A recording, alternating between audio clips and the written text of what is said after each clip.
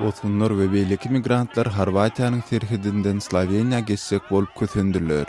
Dobo şäheriniň golaýynda howpsuzlyk güýçleri hem ýerleşdirildi. Sloveniýa polisiýa himayet üçin serhed geçilisine harabalaryny hem ýollady. 20 oktýabrda 12.000 töwerege adam Sloveniýa girdi.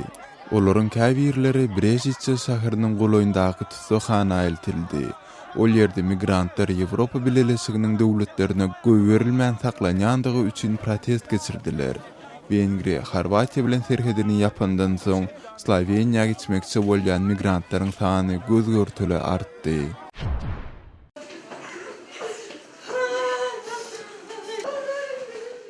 Biskekde türmeden gaçan tutsaw bilen ýüze çykan o katyslykda ölen polisiýa işgäriniň jaýlanyş mirasymy geçirildi. Bu çäräni gurnan Kırgızstanyň Içeri işler ministrligi öldürilen 37 ýaşly ofiseriň maskalasyny ýaşaýyş jaýynyň berilendigini ma'lum etdi.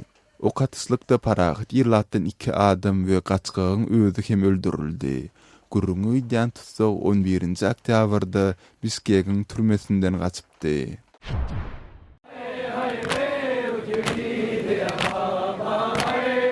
Pakistanyň Peşawar şäherinde saý musulmanlary Muhammed Peýgamberiň akdygy Imam Hüseyniň ölen gününi ýatlap Aşura çäresini geçirdiler.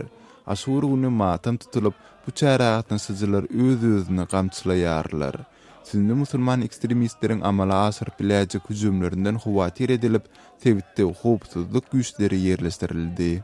Siz Azatlyk radiosynyň täzelikleri bilen tanış bolduňuz.